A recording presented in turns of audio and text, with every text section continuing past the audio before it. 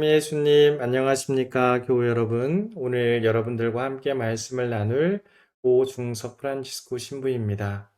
먼저 장마가 시작되었는데요. 많은 비가 오고 있고 또 예상됩니다. 비 피해가 없으시기를 바라고, 그리고 여러분들 이럴 때 영육간의 건강 더욱 챙기는 그런 시간 되셨으면 좋겠습니다.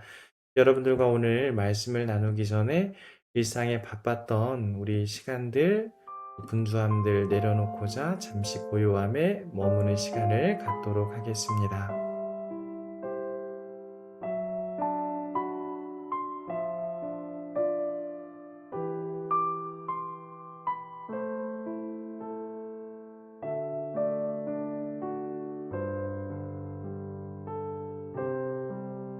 다 함께 성령께서 우리 마음을 열어주시기를 청하면서 시작기도 바치시겠습니다. 성부와 성자와 성령의 이름으로 아멘. 말씀은 바로 내 곁에 있고 내 입에 있고 내 마음에 있다. 주님, 성령의 빛으로 저희 눈을 여시어 주님의 길을 보게 하시고 저희 귀를 여시어 생명의 말씀을 듣게 하소서. 아멘. 성부와 성자와 성령의 이름으로 아멘. 오늘 여러분들과 함께 듣고 묵상할 연중 제15주일 마테오복음 13장 1절에서 9절의 말씀입니다. 그날 예수님께서는 집에서 나와 호숫가에 앉으셨다. 그러자 많은 군중이 모여들어 예수님께서는 배에 올라 앉으시고 군중은 물가에 그대로 서 있었다. 예수님께서 그들에게 많은 것을 비유로 말씀해 주셨다. 자, 씨 뿌리는 사람이 씨를 뿌리러 나갔다. 그가 씨를 뿌리는데 어떤 것들은 길에 떨어져 새들이 와서 먹어버렸다. 어떤 것들은 흙이 많지 않은 돌밭에 떨어졌다. 흙이 깊지 않아 싹은 곧 돋아났지만 해가 솟아오르자 타고 말았다. 뿌리가 없어서 말라버린 것이다. 또 어떤 것들은 가시덤불 속에 떨어졌는데 가시덤불이 자라면서 숨을 막아버렸다. 그러나 어떤 것들은 좋은 땅에 떨어져 열매를 맺었는데 어떤 것은 100배, 어떤 것은 60배, 어떤 것은 30배가 되었다. 귀 있는 사람은 들어라. 네, 오늘 여러분들께서 들으신 마테오복음 13장 씨 뿌리는 사람 이의 비유 이미 많이 들으셔서 익숙하실 텐데요. 이 마테오복음 13장은 총 7가지의 비유로 구성이 되어 있습니다. 가라지의 비유, 겨자씨의 비유, 누룩의 비유, 그리고 보물, 진주, 상인의 비유, 그물의 비유가 바로 그것입니다. 예수님께서 왜 이렇게 비유로 말씀을 7번이나 하셨을까? 우리가 그것을 이해하기 위해서 비유의 의미를 한번 살펴보고자 합니다. 이 비유라는 말은 어떤 것을 설명하거나 분명히 하기 위해서 옆에 무엇인가를 놓아 비교한다라는 뜻을 갖습니다. 그러니까 표현하려는 대상을 다른 대상에 빗대어 나타내는 거죠. 우리가 어렸을 때부터 비유나 상징 이런 개념들을 많이 익숙해져 있는데요. 저는 오늘 이 비유에 대해서 말씀드리면서 예수님께서 하늘나라의 비유를 참 자세하게 설명을 해 주셨다. 또 우리가 친숙한 일상의 방식, 특히 농경 문화, 우리도 물론 이스라엘과는 분명히 다르지만 농경 문화의 전통 그리고 여전히 이어지고 있는 문화들 안에 살고 있기 때문에 조금 더 익숙한 비유의 말씀으로 다가오지 않나 이런 생각이 들었습니다. 씨 뿌리는 사람의 비유인데요. 예, 그림 한 장을 넣었어요.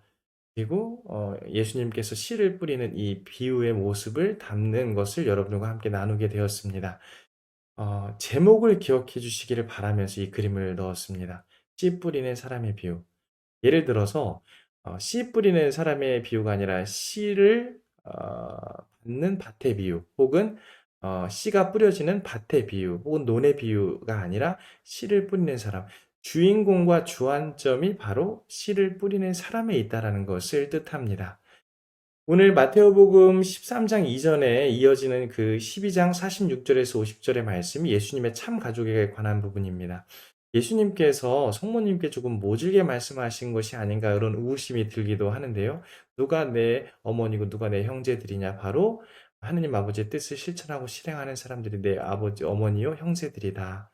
예수님께서는 이 가족을 이제 지연이나 혈연, 친족에 가두지 않으시고 하느님을 향해 나아가는 모든 이들에게 열어주신 겁니다. 아, 반대로 이제 많은 군중 입장에서 보면 13장 1절에서 9절까지의 이 청중이 굉장히 많다라고 이렇게 표현이 되어 있죠. 참 가족의 선택도 군중이 한다라는 겁니다. 왜냐하면 거기에는 예수님 말씀을 정말 이렇게 잘 들으려고 오는 사람들도 있고 반대로 듣긴 하지만 내가 스스로 판단하는 사람도 있었을 것이고 더 나아가서는 율법학자 바리사이들처럼 또 예수님의 기적을 체험했지만 마음이 거기에만 있는 그런 사람들도 분명히 있었을 것이기 때문입니다. 예수님은 참 가족을 분명히 확대하셨고 이제 그 선택의 몫은 군중에게 있다. 이게 바로 이제 씨 뿌리는 이 그리고 씨가 뿌려지는 밭의 상태가 아닐까 싶어요. 70이라는 숫자를 썼는데요. 이게 부정적인 숫자이긴 합니다.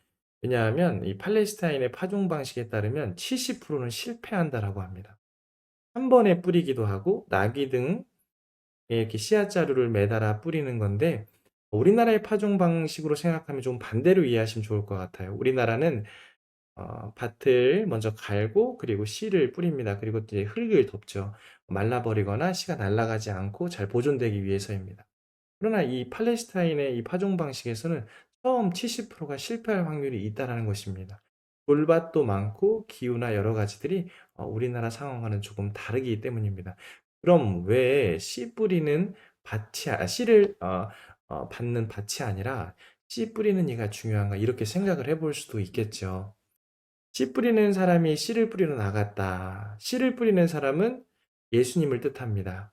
교부 문헌에 따르면 하느님은 예수님 이전에도 언제나 태초부터 씨를 뿌리셨습니다. 모세를 통해 예언자들을 통해 예수님을 통해 그것이 정점으로 드러나게 됩니다. 길에 뿌려진 씨, 또 돌밭에 뿌려진 씨, 가시덤불에 뿌려진 씨, 또 마르고 날아가고 때로 숨을 쉬지 못하는 것. 저도 예전에는 이 부분에 굉장히 주안점을 두고 묵상을 했었어요. 내 상태에 따라서 지금 난 어떤가. 그래서 이렇게 밭을 잘 보려고 하고 또 마음을 이렇게 체크하려고 했었습니다.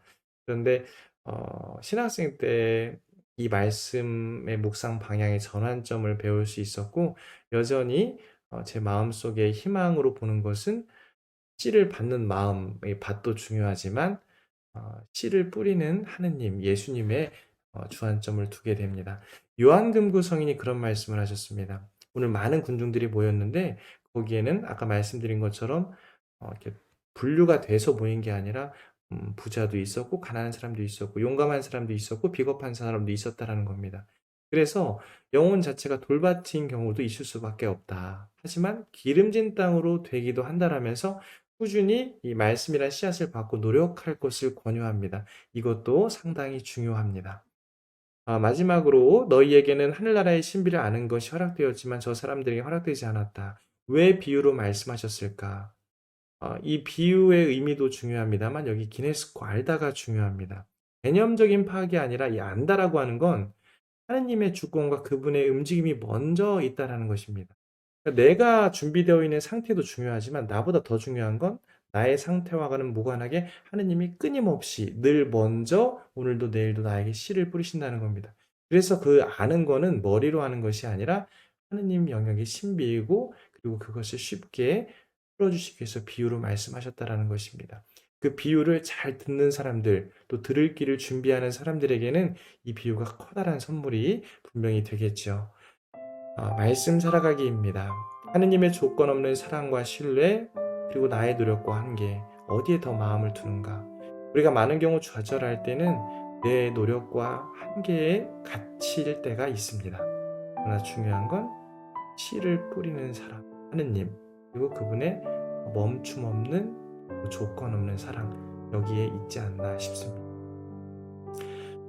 또 다른 경우로서 우리가 살면서 농부의 경험을 직접 하신 분들도 좀 많겠지만 씨앗을 심고 새싹을 기다리는 이 마음, 우리가 어떤 결과를 얻기 위해 노력을 다들 많이 해보셨고 또 그 안에서 수고로움도 겪으셨을 텐데요. 그 모든 상황이 분명 쉽지는 않으셨을 겁니다. 그 어려운 상황, 절망의 상황에서도 견디어낼 수 있었던 것이 무엇인가?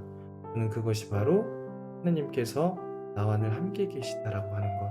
내가 비록 너무 지금 돌밭처럼 가시덤불처럼 길밭처럼 희망이 없어 보이지만 그 순간에 하느님을 기억할 수 있는 것. 그러니까 신앙인들의 눈은, 영적인 눈은 일반 사람들의 눈과 다른 거죠. 일반 사람들은 다른 것들 안에서 더 희망을 찾으려고 한다면, 우리는 그렇게 똑같이 주어진 어려운 환경에서도 우리가 하느님을 믿고 그분께 끊임없는 신뢰를 둔다라고 하는 것입니다. 이번 한 주간 또 펼쳐질 여러 가지 일들, 또 감정들 안에서 나와 우리 모두를 향해 당신 사랑의 씨앗을 뿌리시는 하느님을 기억하면서 힘들 내셨으면 좋겠습니다. 성부와 성자와 성령의 이름으로 아멘. 말씀은 내 발의 등불이요 나의 길의 빛이옵니다. 주님, 저희가 성경을 생명의 말씀으로 믿고 기도하며 살고 선포하게 하시어 언제나 성령 안에서 평화와 기쁨을 누리게 하소서. 아멘. 성부와 성자와 성령의 이름으로 아멘. 또 여러분 감사합니다.